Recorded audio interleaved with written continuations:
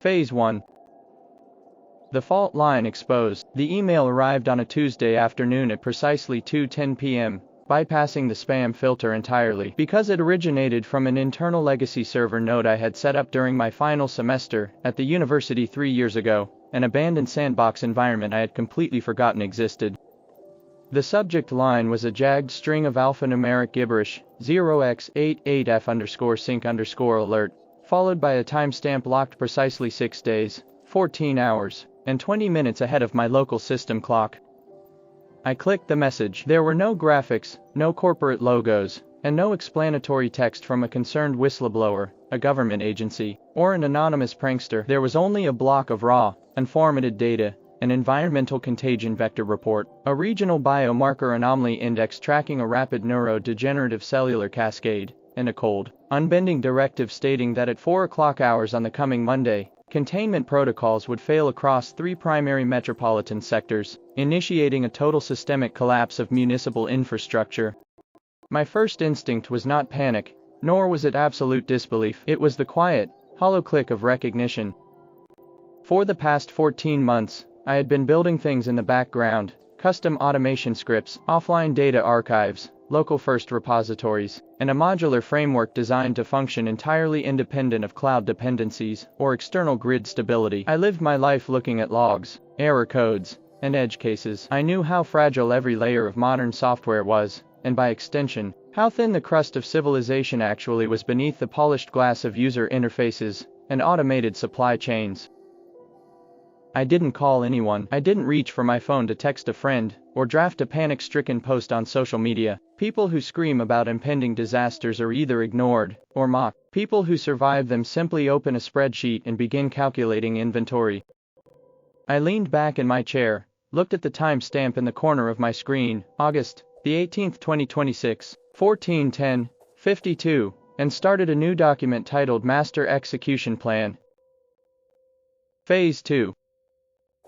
The Crucible of Competence.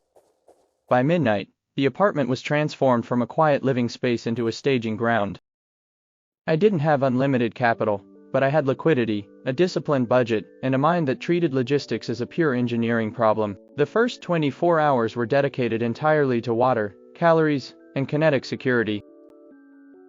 Water is the absolute first point of failure in any urban disruption. Municipal pumps rely on electrical grids that fail within hours of systemic grid isolation, and gravity-fed reserves rarely last beyond 48 hours once consumption spikes, and panic-driven hoarding begins. I cleared out every large-capacity container in the apartment, storage bins, heavy-duty utility buckets, and collapsible camping bladders, and spent the early hours of Wednesday morning filling them directly from the bathroom manifold, treating each gallon with measured purification tablets to ensure long-term stability against bacterial degradation.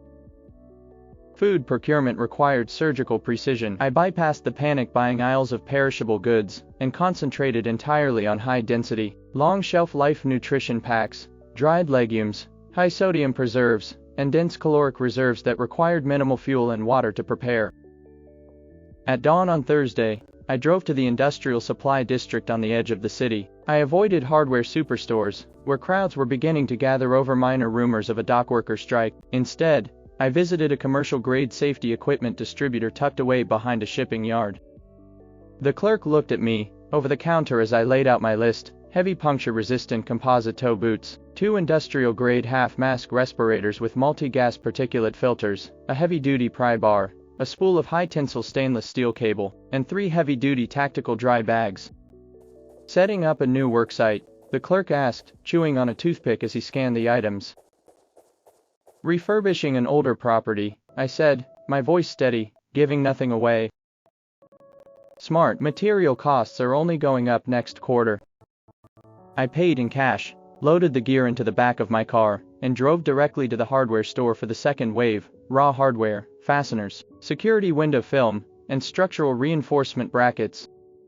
The human mind is remarkably optimized for normalcy bias. Even as the early indicators of biomarker contamination began to slip onto alternative data channels by Thursday evening, local emergency scanner frequencies crackling with unconfirmed reports of violent delirium in the downtown hospital district, people on the street were still walking their dogs, drinking iced coffee, and arguing about restaurant reservations. They looked at the world through a lens of permanent continuity. They believed that tomorrow would look exactly like yesterday because it always had. I spent Friday and Saturday locking down my physical perimeter. I installed heavy-duty swing bar door reinforcements on the primary entry points, applied shatter-resistant security film to the lower-level windows, and constructed an internal barricade framework using modular shelving units packed tight with heavy reference books and dense storage boxes. Every modification was calculated to be structurally sound from the inside while remaining completely unremarkable from the exterior street view. By Sunday night, the inventory was complete. The perimeter was secured, and my digital systems were fully transitioned to an isolated, off-grid local mesh network backed by a portable solar generator array tucked discreetly onto the small balcony. Phase 3, the new architecture. At 3:45 on Monday morning, I sat at my desk in total darkness, illuminated only by the faint amber glow of my local server rack. The cursor on my monitor blinked over a single line of text I had typed 4 hours earlier and never deleted. Asterisk: if the message comes, you will have 14 minutes. Do not call anyone, do not explain, just move. Asterisk. I didn't know who had sent it. That was the part that still itched at the back of my skull, even now, even after everything I'd done to prepare for this exact night. 3 weeks ago it had arrived through a dead drop relay I hadn't used in over a year. No header, no signature, just a string of coordinates, a countdown, and that one instruction. I'd spent 3 weeks telling myself it was a hoax, a test, a prank from someone who knew too much about my old life. And I'd spent 3 weeks preparing anyway, because the alternative, being wrong, wasn't a mistake I could walk back from. Outside, the street was unnaturally quiet. The usual hum of late-night delivery vans and distant traffic had vanished, replaced by a deep, resonant stillness that felt heavy with anticipation. I remember thinking, asterisk, this is what the message meant by, you'll know, asterisk, you don't get a siren, you don't get a headline, you get silence, and silence is worse, because silence means the machine has already stopped, and nobody's told the people still inside it. At precisely 3:59, the municipal power grid flickered once, twice, and then died with a hard, collective snap. Across the city, streetlights blinked out in a cascading wave of blackness, plunging the neighborhood into deep shadow. A moment later, the backup systems in my apartment kicked in with a low, muted hum, maintaining power to my communications array and interior LED strips. 14 minutes, the message had said. The grid had died at 3:59. I checked my watch. 4:13. 14 minutes exactly. I walked over to the window, peeled back the edge of the blackout curtain by half an inch, and looked down at the street below. The world had not ended with a cinematic explosion or a flaming meteor, it had simply stopped working. In the distance, a car alarm wailed intermittently before dying out. A few apartment windows across the courtyard flickered with the frantic, blue-white glare of smartphone screens held by people suddenly realizing they had no signal, no instructions, and no buffer between themselves and the dark. I watched one man in a bathrobe walk out into the middle of the street and simply stand there, phone raised over his head like he was trying to catch a signal that no longer existed anywhere on Earth. My phone on the desk buzzed once, a final, automated notification from a public safety broadcast system that was already going offline. I glanced at the preview text before it cut out mid-sentence. Advisory, residents are urged to remain calm and await further. It never finished. I turned off the cellular radio, set the device face down on the wooden surface, and walked back to the kitchen to review the schedule. Somewhere in a drawer I hadn't opened in months was a printed copy of that original message. The coordinates I still hadn't matched to anything on a map, and a name I kept coming back to no matter how hard I tried not to. Julian. He'd have gotten a version of it too. I was almost certain of that. The question that kept me up long after the blackout, the question I didn't have an answer for, was whether he'd believed it the way I had, or whether he was out there right now, phone raised over his head like the man in the bathrobe, waiting for a signal that was never coming back. Day 1, static. Day 1 of the collapse was defined by confusion. Through the restricted audio channels of an analog emergency band radio I had wired into a discrete antenna, I listened to the rapid degradation of civil order. First came the reports of hospital overcrowding, then unconfirmed containment breaches in the central commercial district. Containment was the word that stuck in my throat, because containment implies something was being contained, and nobody had told any of us what. Then the complete cessation of police and fire dispatch services. Voices on the radio grew erratic, then panicked, and finally dissolved into static as repeaters lost power, or operators abandoned their posts. I sat with a notepad and wrote down every fragment that seemed to matter. Containment breach, Central Commercial District, do not approach the river checkpoints. None of it added up to a clean story. That bothered me more than the panic did. Panic I understood. A hole in the narrative. 3 weeks after receiving a message that had predicted this exact night down to the minute, that I did not understand, and it sat in my stomach like a stone I couldn't dissolve. I spent the daylight hours methodically executing my internal routine. Survival in a confined space is not about grand gestures, it is about microscopic discipline. I established strict water and caloric rationing, scheduled mandatory physical maintenance exercises to combat the psychological toll of confinement, and ran continuous diagnostic scripts on my local air filtration loop. Every task was a small anchor against the larger question I refused to look at directly: who knew, and how did they know 14 minutes in advance? If you received the advisory, you are not the only one. Do not attempt contact. Confirmation will come at the appropriate. Static. I sat there for a long time, after that, staring at the notepad, at the word confirmation, at the fact that somewhere out there, someone else was listening to the same silence I was. Day 3. What the street sound like. By Wednesday, day 3, the nature of the outside world had changed entirely. The distant sounds of urban life had been replaced by something far uglier: broken glass, erratic shouting, and the sharp, irregular pop of small arms fire echoing down the concrete canyons of the avenue below. People who had spent 48 hours waiting for rescue or official instruction were now spilling out into the streets, driven by desperation, thirst, and the terrifying realization that no help was coming. I thought about the man in the bathrobe. I wondered how long he'd stood there with his phone in the air before he understood. I did not look out the windows often. Looking out breeds anxiety. Focusing on internal systems breeds stability. I sat at my workbench, cleaning my gear, checking the voltage output of the balcony solar array, and logging my inventory counts into an encrypted local database. But discipline has a way of fraying at the edges when a question goes unanswered long enough, and mine had started fraying around one specific detail I hadn't let myself think about since Monday: the coordinates. I finally pulled up the offline map cache and plotted them. They didn't point to a bunker, or a rendezvous, or anything I'd expected. They pointed to an intersection 4 blocks from my apartment, a corner I passed almost every day, with a defunct newsstand and a boarded transit shelter. Nothing about it looked significant on the map, but somebody had encoded that exact location into a message that also, somehow, knew the grid would fail at 3:59 on a Monday morning down to the minute. I didn't go. Not yet. Going out on day 3, into gunfire and broken glass, for a street corner that might mean nothing, would have been the least disciplined decision of my life. But I wrote the coordinates on a card, and put it in my pocket, because some questions don't let you file them away and forget about them. They just wait. Day 5, the sound of nothing. On Friday morning, the power of silence hit me with full force. The generator hummed quietly in the corner. The air smelled faintly of ozone and heap of filtered dust. My water reserves were holding at 92% capacity. I was alive, safe, and completely isolated from the chaos consuming the city outside my door. I ran my checks. I logged my numbers. I told myself, the way I'd told myself every day that week, that discipline was the only thing standing between me and whatever was happening on the other side of that wall.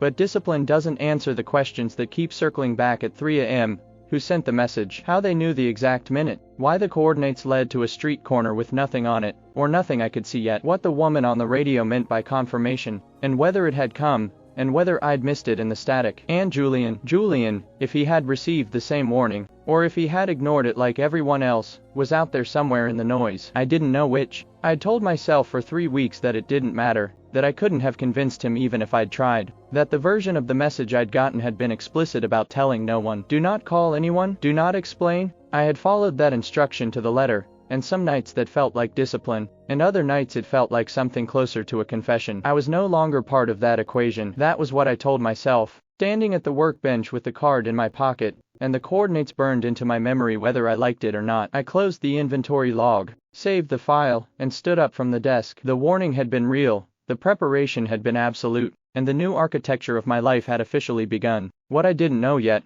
what I wouldn't know for 3 more days, was that the message hadn't finished sending.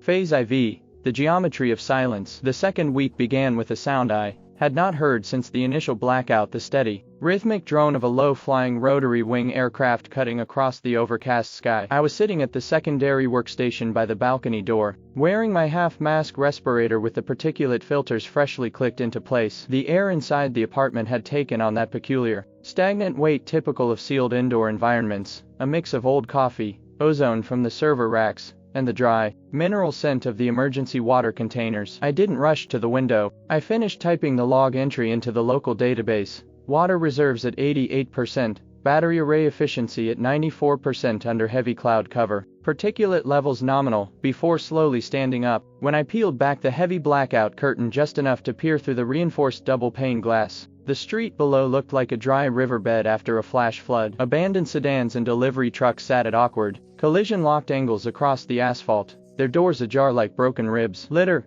scattered papers, flattened cardboard boxes, discarded clothing, drifted in sluggish eddies. Whenever a stray gust of wind swept down the concrete corridor, there were no bodies visible from my vantage point, but the absence of life was far more oppressive than any carnage could have been. The city had not merely been disrupted, it had been abandoned to its own decay. I let the curtain fall back into place, plunging the room back into the warm, amber glow of the LED strip lighting. For a creator who spent months staring at video editing timelines, audio waveforms, and thumbnail CT or metrics, the sudden total cessation of the digital world was the strangest psychological hurdle to clear. For years, my life had been dictated by the relentless pulse of the algorithm, checking analytics dashboards every morning, tweaking tags, rendering 4K exports, and watching notification bells light up. Now, the internet was a dead ghost town. The fiber optic cables running beneath the street were still there, physically intact within their underground conduits, but they carried nothing. They were empty arteries in a corpse. I walked back to my workbench, pulled up an offline archive of reference material, and began the meticulous process of auditing my remaining caloric stores. Survival in a prolonged urban isolation scenario is essentially an exercise in accounting. Most people fail not because they lack courage, but because they lack discipline. They panic, they consume their rations too quickly during the first week when boredom and anxiety spike, and they exhaust their water reserves before establishing a strict, immutable daily routine. I had divided my provisions into 3 distinct tiers. Tier 1, immediate consumption, high-sodium canned goods, protein bars, and shelf-stable packets that required minimal mastication and zero cooking fuel. Tier 2, core nutrition, dried lentils, vacuum-sealed rice packs, and bulk grains that required boiling water and prolonged fuel burn. Tier 3, emergency reserve, freeze-dried emergency rations sealed in heavy-duty Miller bags with oxygen absorbers, and touched and bolted inside a locked floor-level storage container beneath the desk. According to my spreadsheet, if I dropped my caloric intake to a sustainable maintenance level of 1,800 calories per day and strictly enforced a 4-liter daily water limit, my current inventory would sustain me for precisely 312 days, 10 months, more than enough time for the initial biological crisis to either burn itself out or settle into a permanent, frozen new normal. Phase V, the internal architecture. By the 3rd week, the physical walls of the apartment began to shrink. When you spend 24 hours a day within a 400 square foot perimeter, the geometry of the space changes. Every corner becomes familiar, every shadow is catalogued, every subtle creak of the building settling in the wind is analyzed for structural meaning. To combat the creeping claustrophobia, the insidious mental fog that inevitably settles in when sensory input is reduced to zero, I instituted a rigid, militaristic daily schedule. 6:00 wake, hydration, and static-free low-band radio scan. 7:00 physical maintenance routine, calisthenics, core stability, and controlled joint mobility in the cleared central hallway. 9 o'clock, system diagnostics, checking solar inverter loads, inspecting backup battery cells, running local data integrity scripts. 11 o'clock, inventory audit and maintenance prep. 1300, focused offline skill acquisition, reading historical manuals, studying mechanical repair guides, drafting structural diagrams. 1600, controlled movement and perimeter check, inspecting window seals, checking the physical integrity of the internal door barricades. 1800, nutrition preparation, consumption, and equipment cleaning. 21:00, system shutdown, final diagnostic check, and sleep. There was no room in this schedule for idle scrolling, speculative worrying, or wishing for rescue. Rescue was a child's fairy tale. In a systemic collapse, you are either an active operator managing your own survival variables, or you are a casualty waiting to happen. During the physical maintenance block, I dropped to the floor and began my push-up routine. My muscles burned with a clean, familiar heat. 4 months before the warning email arrived, I had been pushing my physical conditioning, driven by an unarticulated internal dread, a gut-level intuition that strength would soon become currency. As I counted the repetitions, 31, 32, 33, I looked down at the scratched hardwood floor beneath my palms. How many other people in this massive concrete honeycomb of an apartment building were still breathing? How many had locked their doors on Monday morning, believing the radio reports that promised the National Guard would restore order by Wednesday evening? By the second week, the smell had started. It didn't reach my floor immediately, but as the autumn sun baked the uncollected garbage on the lower levels and the HVAC systems failed completely across the complex, a heavy, sickly sweet scent began to seep upward through the vertical utility shafts. I sealed the bathroom extractor fan with multi-layer foil tape and silicone sealant, shutting off the last direct atmospheric connection to the rest of the building. My apartment was now an airtight biosphere, breathing only through the carefully filtered intake valve I had rigged to the balcony solar vent. Phase 6, the breach on the 4th floor. It happened on a rainy Thursday morning in early September. I was at my workbench, soldering a replacement connection on a portable battery pack, when I heard it, a dull, heavy thud echoing through the shared drywall of the hallway. I froze instantly. I didn't breathe. I didn't shift my weight on the chair. Every muscle in my body went taut, locking into the training I had mentally rehearsed 100 times during the preceding weeks. Thud. Then, the unmistakable sound of a heavy body dragging against the textured wallpaper of the corridor outside. A ragged, wet gasp, the sound of someone struggling for air through a damaged respiratory tract or sheer exhaustion, followed by a dull, rhythmic scratching against my heavy-duty steel door frame. My eyes flicked to the monitor displaying the live feed from the miniature wide-angle security camera I had mounted discreetly above my door peephole weeks ago. On the screen, a distorted, high-contrast shave view flickered into focus. A man was slumped against my door. His clothing was torn, covered in dark, dried stains that looked uncomfortably black under the infrared lens. One of his arms hung at an unnatural angle, the shoulder dislocated or shattered. His head lolled forward, hair matted with sweat and dirt, his mouth hanging open in a silent, jagged grimace. He wasn't knocking with intent, he was stumbling blindly through the concrete corridors, drawn by the faint, muffled hum of my inverter or simply staggering until his legs gave out. I watched him on the screen for 3 minutes. He didn't move much, just an occasional, spasmodic twitch of his fingers against the welcome mat, a low, guttural rattle deep in his chest. Then, footsteps echoed from the stairwell down the hall. Heavy, uneven, dragging steps. More than one set. My heart rate didn't spike, instead, it dropped into that cold, hyper-focused rhythm of a system shifting into maximum efficiency mode. I reached out, silently powered down the soldering iron, and pulled my heavy-duty steel pry bar from its mount beside the desk. On the monitor, 2 figures appeared at the far end of the hallway. They weren't running, they moved with that same jerky, relentless momentum, drawn not by organized patrol, but by sound and scent. They reached the man slumped against my door, paused for a fraction of a second, and then descended upon him with a sudden, vicious violence that made the drywall vibrate against my spine. I didn't blink. I didn't look away. I watched the entire gruesome sequence on the small screen, my face a cold, unreadable mask. This was the outside world. This was what happens when the thin veneer of social contract is stripped away and human beings are reduced to biological imperatives, hunger, instinct, and raw, unmitigated predation. The struggle outside lasted less than 2 minutes. Then, the sounds began to drift away down the opposite end of the corridor, fading into the deep, echoing silence of the building. I stood up slowly, walked to the door, and checked the deadbolts. They were locked, braced, and reinforced with internal steel sleeves. The perimeter held. The architecture was sound. I walked back to my desk, sat down, picked up the soldering iron, and went back to work. Phase 7, the long horizon. By October, the weather had turned. The autumn rains swept down from the northern ridges, turning the abandoned streets below into slick, gray channels of water. The temperature inside the apartment dropped steadily, forcing me to break out my thermal underlayers and wrap my sleeping quarters in an extra layer of emergency mylar insulation. My water reserves were holding at 60%. My food stores were secure.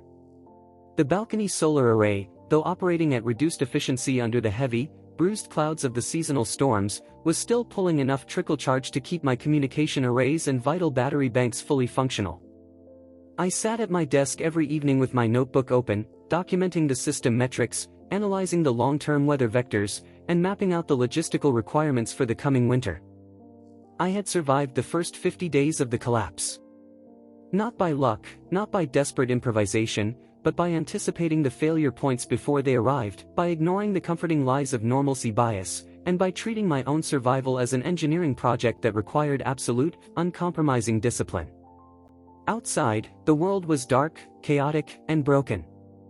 Inside, the lights were on, the air was clean, and the system was green.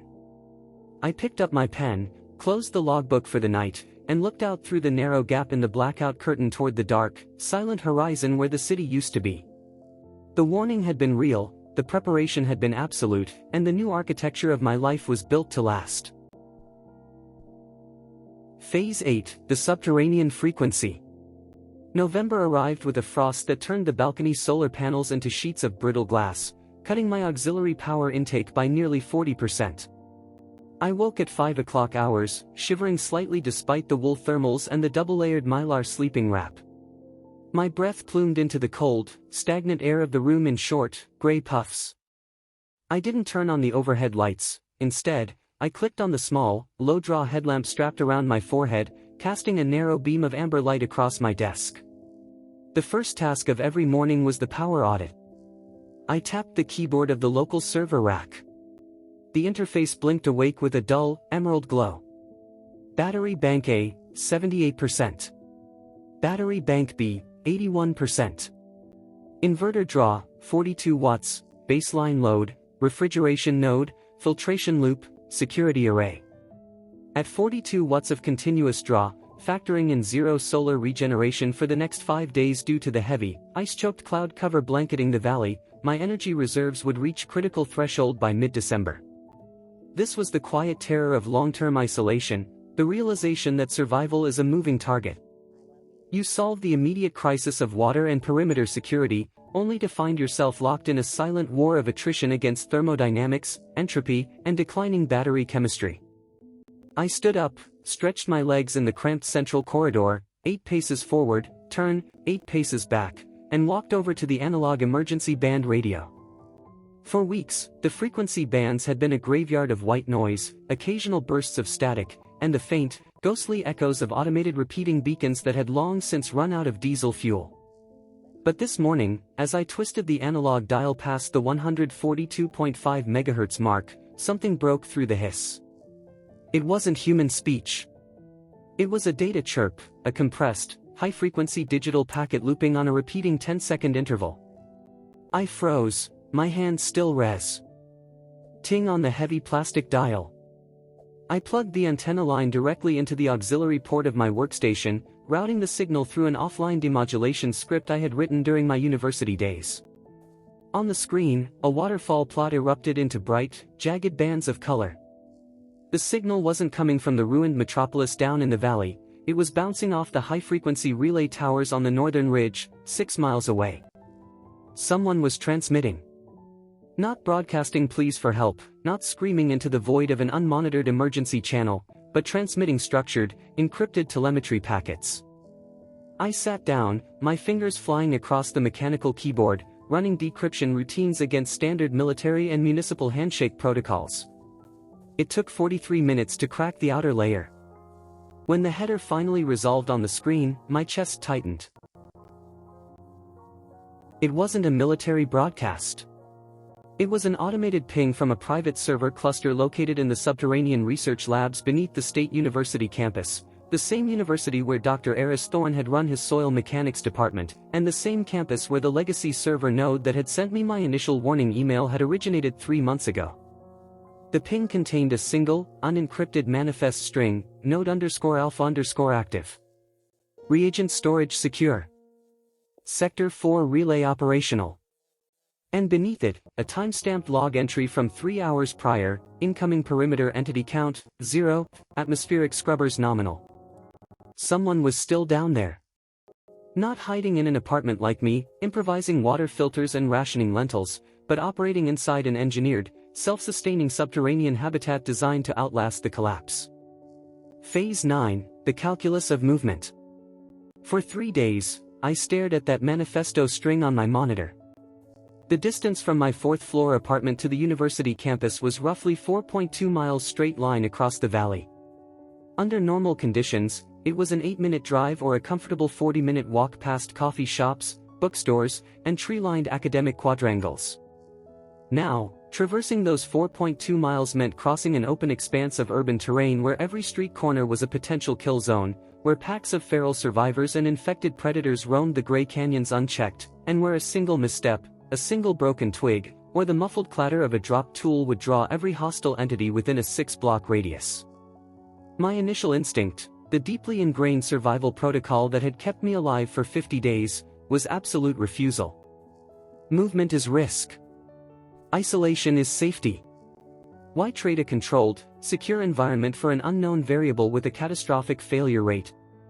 Yet, as I ran the energy audit again on the fourth morning, the cold math stared back at me from the spreadsheet. My lead acid. Battery cells were degrading faster than anticipated in the sub-zero November temperatures. The filtration membranes for my air intake loop were reaching the end of their operational lifespan, and I had no replacement HEPA cartridges in stock. Without new filters, the airtight seal of my apartment would eventually become a trap, forcing me to either crack the windows and risk aerosolized pathogen exposure or suffocate in my own carbon dioxide buildup.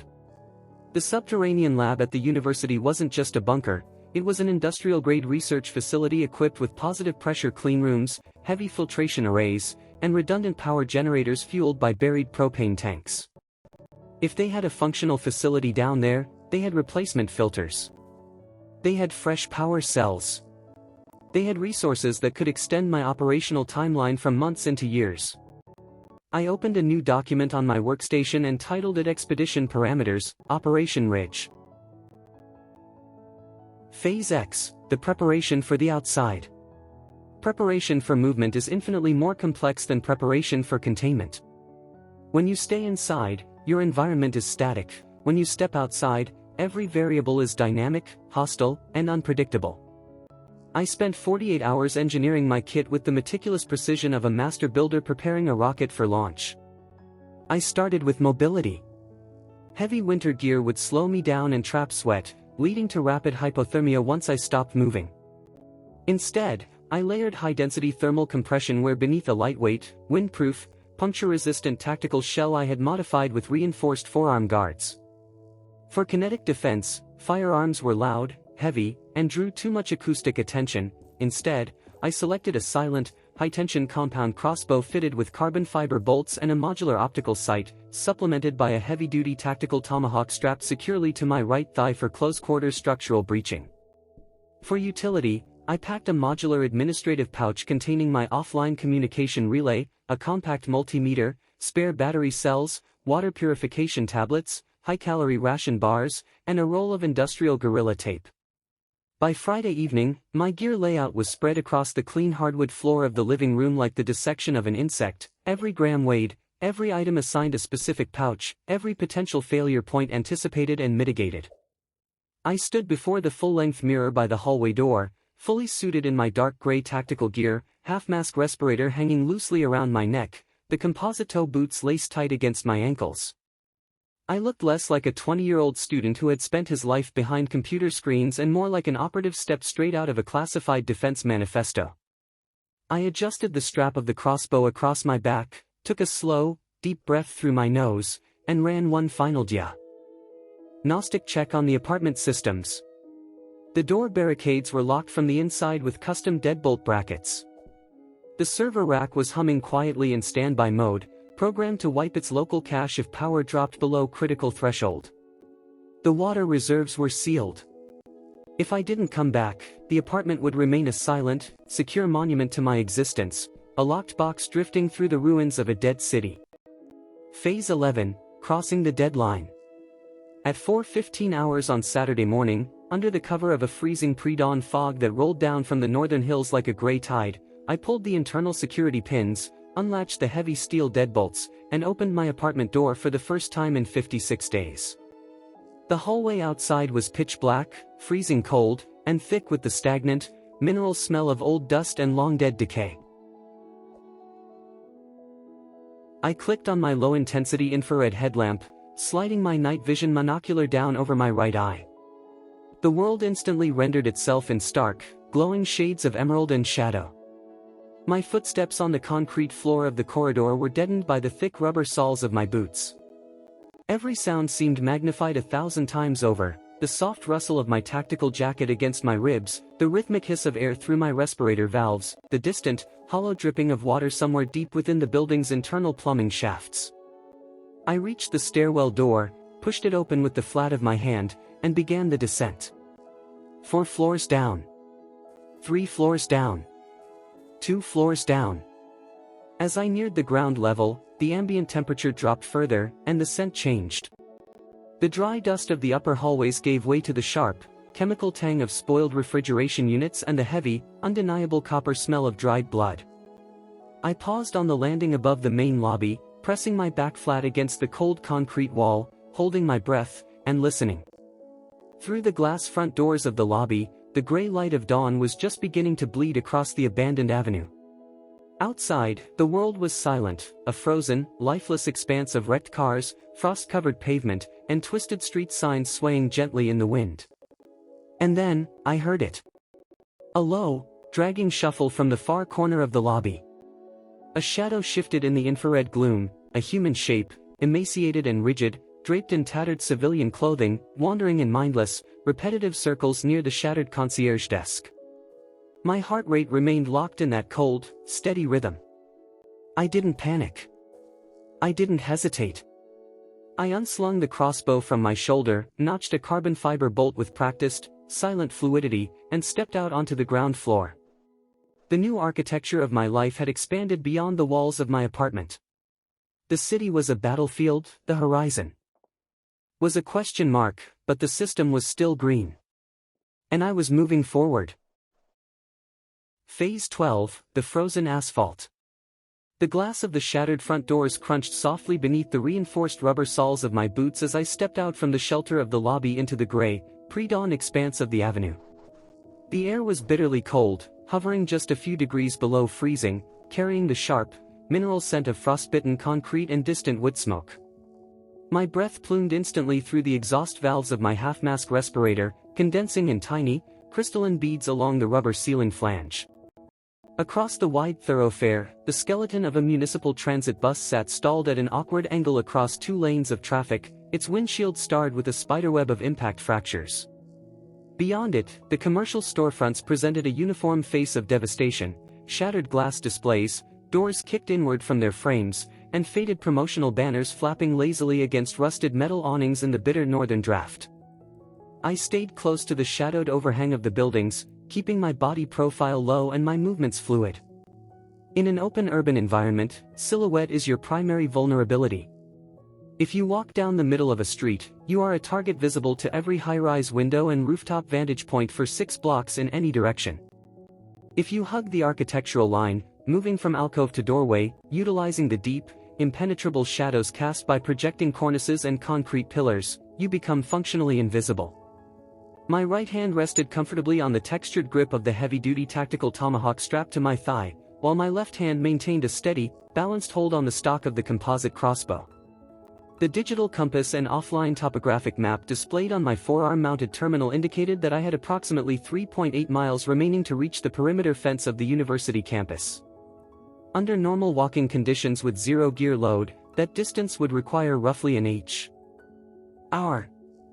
Moving through a hostile, high-risk urban zone with tactical gear, frequent observation halts, and deliberate route-clearing protocols meant I had to budget at least 4 to 5 hours of continuous, grueling physical exertion.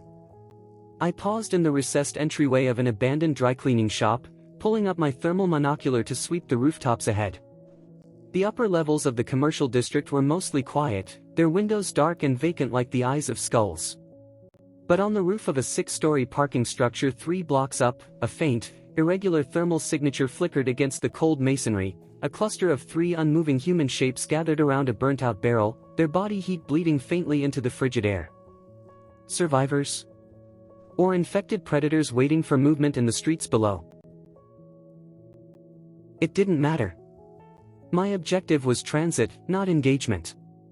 I adjusted my route vector slightly, cutting through an alleyway that ran parallel to the main avenue, utilizing the narrow, concrete-walled corridor to bypass the open square entirely. Phase 13, the anatomy of a dead city. The alleyway was a canyon of frozen debris. Discarded shipping cartons, broken wooden pallets, and drifts of wind-blown trash crunched loudly underfoot despite my attempts at stealth. I slowed my pace even further, dropping into a slow, deliberate heel-to-toe stride that eliminated the sharp crunch of shifting rubble. As I navigated the narrow passage, the psychological weight of the city's collapse pressed down on me with physical intensity. This was the landscape of normalcy bias abandoned to its natural conclusion. Everywhere I looked, there were monuments to human hubris and short-term optimism. A delivery van with its side door hanging wide open sat wedged between a brick wall and a dumpster, its cargo bay filled with spoiled dairy products that had long since ruptured and frozen into a foul-smelling, yellowish slush across the asphalt. A few yards further down, a row of high-end bicycles was chained securely to a municipal bike rack, locked up by owners who had believed that property rights and civil order would return by Tuesday afternoon. People had trusted the system because the system had never failed them in their lifetimes. They had believed that electricity was a natural resource like water, that supermarkets were bottomless cornucopias, and that governments possessed infinite resilience against systemic shocks. When the biomarker anomaly hit, their mental models shattered instantly. Without a framework for catastrophic failure, they had panicked, paralyzed themselves with denial, or run blindly into the streets where density became a death sentence. I stepped over a rusted bicycle frame, my eyes scanning the shadows ahead. My internal monologue was rhythmic, anchor. Ed by the steady, mechanical repetition of my physical stats, heart rate steady at 92 beats per minute, hydration levels nominal, core temperature stable despite the biting wind. In survival operations, internal discipline is the ultimate shield against panic. If your mind begins to race, your breathing shallow ups, your situational awareness collapses, and you become a statistic. Suddenly, a sharp, metallic sound echoed from the cross street ahead, the unmistakable clink of a falling glass bottle striking pavement. I froze instantly. I compressed my body into the deep shadow of a brick loading dock, raising the crossbow to my shoulder, my eye lining up with the optical sight within a fraction of a second. Silence descended upon the alley, heavy and suffocating. 30 seconds passed. Then 60. From around the corner of the brick wall 50 feet ahead, a figure staggered into view. It was a woman, her clothes caked in dried mud and frost, her hair tangled into dense, matted ropes. She wasn't running, she was stumbling with an erratic, jerky gait, her head twitching from side to side in a frantic, uncoordinated search for stimuli. A deep, jagged laceration ran down the side of her neck, though the bleeding had long since congealed into a dark, crusty scab. She paused, sniffing the air with a quick, animalistic intake of breath. Her milky, bloodshot eyes fixed in the general direction of the alleyway. I didn't move a muscle. I held my breath, letting the cold air sit quietly in my lungs, my finger resting lightly along the safety catch of the crossbow. She took 2 halting steps forward, her boots scraping harshly against the concrete. For a terrifying second, it seemed as though her gaze had locked directly onto my position in the shadow of the loading dock.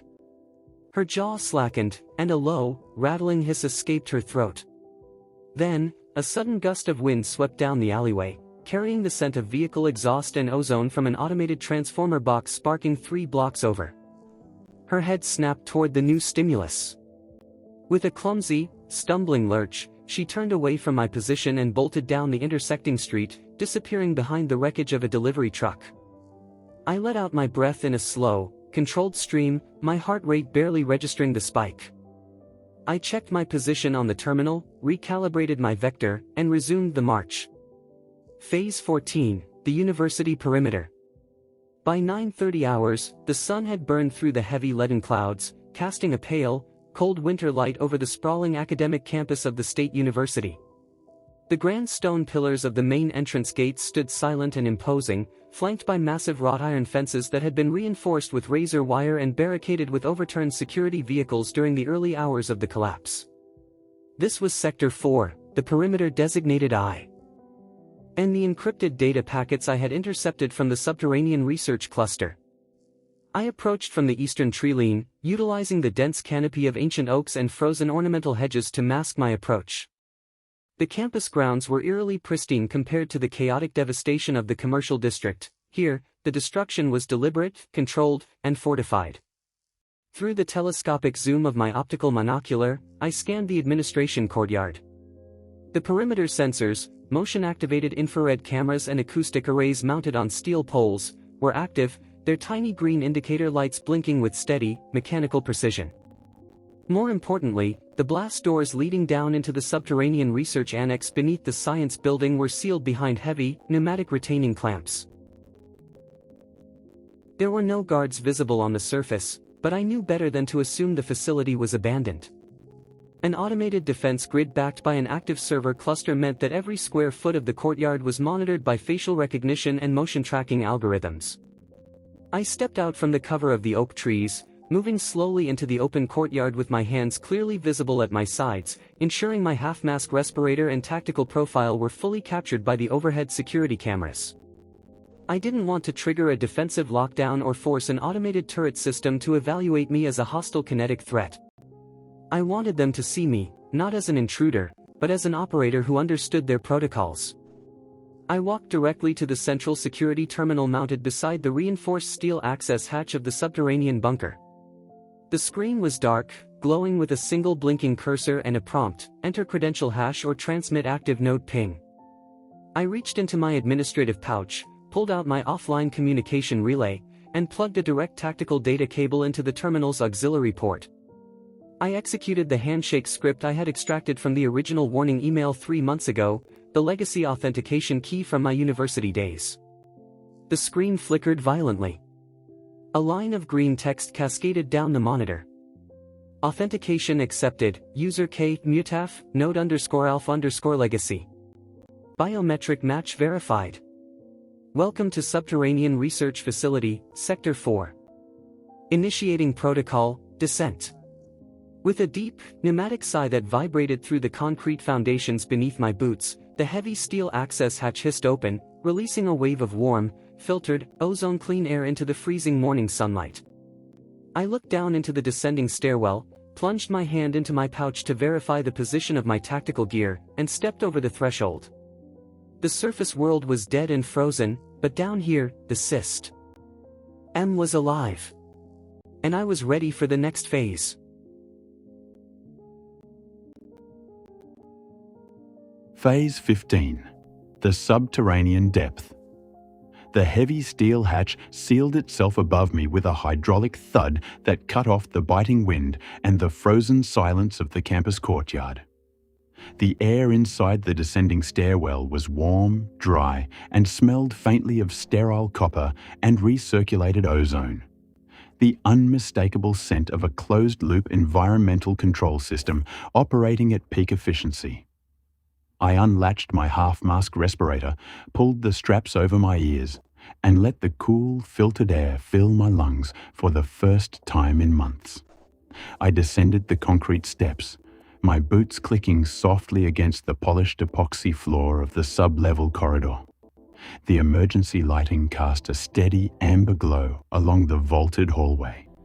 Every surface was immaculate, devoid of the dust and decay that choked the world above. Here, time had not stopped. It had simply been placed in a state of controlled suspension. At the end of the corridor stood a second blast door, fitted with an optical scanner and an active biometric interface. As I approached, the lens whirred softly, projecting a narrow band of blue light across my face. Biometric confirmed, mutaf. Access granted to Level 3. Core research and reagent storage. The door slid sideways with a smooth pneumatic hiss. I stepped into the central hub of the subterranean facility, and for a fraction of a second, I felt a strange vertigo. It was a massive, circular laboratory space filled with rows of humming server racks, diagnostic monitors displaying endless streams of green code, and automated cleanrooms glowing under fluorescent light. And sitting at a stainless steel workstation in the center of the room, looking up from a dual monitor display with a cup of black coffee in his hand, was a man in his late 40s wearing a clean lab coat over a thermal Henley shirt.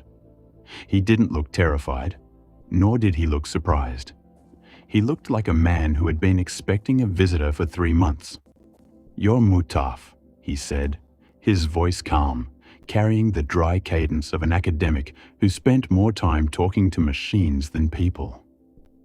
I wondered if anyone from the legacy nodes would actually pass the routing keys. "Dr. Thorne?" I asked, keeping my hand resting lightly near my tactical tomahawk, maintaining the disciplined posture of an operator entering an unknown zone. "Dr. Thorne retired 5 years ago," the man replied, taking a slow sip of his coffee. "I'm Dr. Hayes. I took over the biomarker anomaly tracking project before the university budget got redirected into military containment protocols. You're the one who pulled the synchronization alert from the sandbox server back in August." "I got the warning 6 days before the drop," I said. "I spent every second preparing." Hayes set his coffee mug down on the metal desk with a soft clink. He leaned back in his ergonomic chair, looking over my tactical gear, the composite crossbow, and the steady, unblinking focus in my eyes. A faint, appreciative smile touched the corners of his mouth. "Most people didn't," Hayes said softly. "They spent those 6 days arguing on social media, waiting for official press conferences, or standing in lines at grocery stores waiting for trucks that were never going to arrive. Normalcy bias is a terminal disease." "It's a failure of architectural logic," I agreed, walking further into the room and setting my pack down on an empty workbench. "People build their lives on assumptions instead of data. When the data changes, their reality collapses." "Well, your data brought you here," Hayes said, standing up and gesturing toward the adjoining supply bay. "Which means you didn't just survive the first wave. You calculated your way through it. The HEPA filter replacements you need for your apartment's air loop are in Bay 4. The replacement battery cells are charged and ready. And if you're interested, we have a fully operational lab space here where the local mesh network can be tied directly into our satellite uplink." I looked around the clean, brilliantly lit subterranean facility. Outside, the world was a dead, frozen wasteland dominated by decay and feral predation. But down here, systems were green, knowledge was preserved, and the future was being engineered. I unslunched my tactical pack, unzipped the main compartment, and laid my logbook out on the stainless steel desk beside his coffee cup. "Let's look at the infrastructure logs," I said, pulling out my pen. "We have a lot of architecture to rebuild." Hayes nodded, pulling up a chair beside me. The warning had been real, the preparation had been absolute, and the new architecture of my life was no longer just about surviving the end of the world. It was about building the beginning of the next one.